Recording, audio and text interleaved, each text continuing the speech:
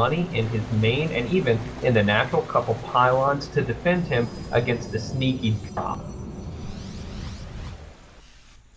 And we see Eureka Kammalleri throwing down his third right now. I was just about to say Kammalleri throwing down his third. Yeah, Almost complete. Both finishing at almost the exact same time. So both of these players very even at this point in the game. Nobody has the advantage, I'd say, right now.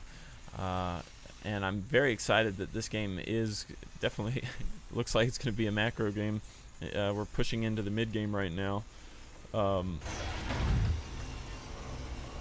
Kammalleri throwing down Zealot leg speed, and has chrono boosted a forge which is not doing anything. He has accidentally queued up weapons and armor at the same forge. Oops. Look at how many zealots Kammalleri has. 34 zealots right now. Wow. So yeah, I think he definitely wants that speed on those. Eureka coming in. Look at the workers killed. Eureka's killed 16 workers right now at this point. Kammalleri moving in with all 34 of those zealots to scare off those banshees. Definitely a successful move by Eureka there. 16 probes is Very nice. enough to set a guy back. That is over the whole game, not just from those banshees, but he was able to kill off a lot with those banshees just now. Templar Archives nearing completion for Kammalleri, going with the Templar plus Gateway units build that won him the first game.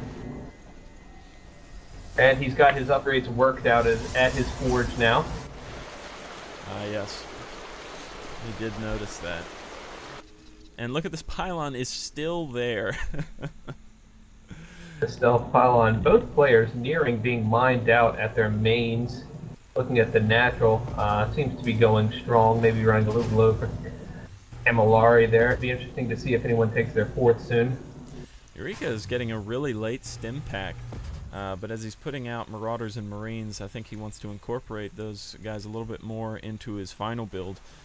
Still, he has a lot of tanks, not producing any more tanks or anything from his starport right now, so I think he wants to beef up his numbers in his army with some Marine Marauder at this point. Looks like Eureka has discovered the third of Kammalleri and got a few probes before finally the two banshees being picked off by the stalkers. I'm sorry, I missed that. Psionic Storm is not yet started by Kammalleri. The Templar Archives has just enabled him to warp in like 4 high temps. 4 more on the way.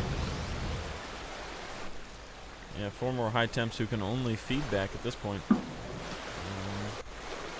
Still. Perhaps he fears ghosts out of Eureka, so effective from Terran against Protoss. We see a little bit of an SCV split a la Maynard going towards the third of Eureka. Yeah, and he's opted for a planetary fortress at that third that's going to help against any kind of push from Kammalleri, who is actually moving out with a huge amount of units right now. 38 Zealots, 11 Stalkers, and 8 High Templars. This could really do some damage to... Those Zealots are going to be such a force if they can get their, what are those things they've got? Their side blades on something. I think I read somewhere they're the highest DPS unit in the game once they get to smacking, and with upgrades, such a force. But looks like Kammalleri stepping back, didn't like what he saw there. Yeah, a lot of back and forth from Kammalleri, who isn't quite sure that he wants to attack. He's got so many High Templars right now, and that's because he's making them almost all into Archons. That would be why we didn't see the Psionic Storm. Yeah, I guess so. And those Archons are going to do well, you know, against not only the tanks, but against this Marine Marauder. And so I think that was probably a good choice from Kammalleri. I feel that if he wants to really work those Archons effectively, he needs to be having that that third forge down and work on his plasma shields upgrade, or at least be... Yeah, it looks like he's got a lot of energy saved up at both nexuses. He needs to be chrono boosting out those upgrades. But Archon Zealot, such an effective force against an infantry-based Terran. Eureka, a lot of medevacs. He's actually got a Raven, just in case. I think he maybe wants to take out that Observer. And it looks like he may have gotten Cloak. Really, not a whole lot done. But look at this, a fourth going down for Eureka, far away from his main base. As well as Kammalleri, both players going for the somewhat stealthy fourth at about the same time. And they're very close to each other, too. Eureka, for some reason, skipping over the this expansion, which was closer to him, and going all the way to the the main in the upper right corner. Yeah, well, the one closer to him actually only has one Vespine geyser.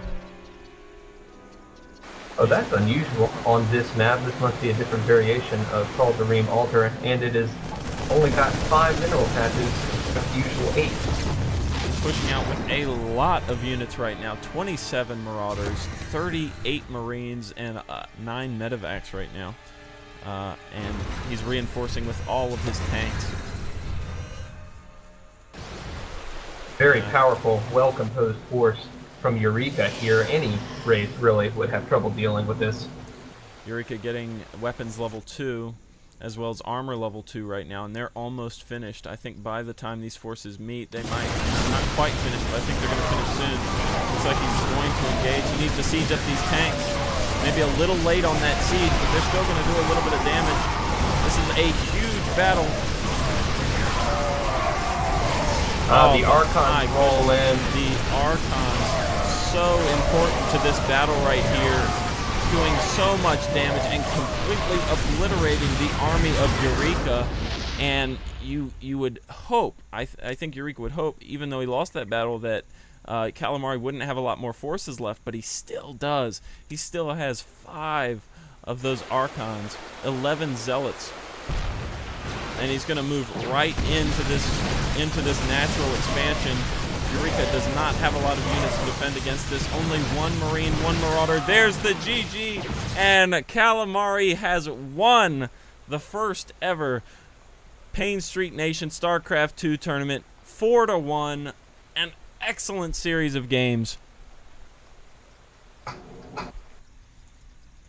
Congratulations to Kammalleri, who, in this game, these players, both very even, almost the entire matchup, and a huge macro game, lots of expansions going down, almost the same time for both players, expansions going down throughout the entire game.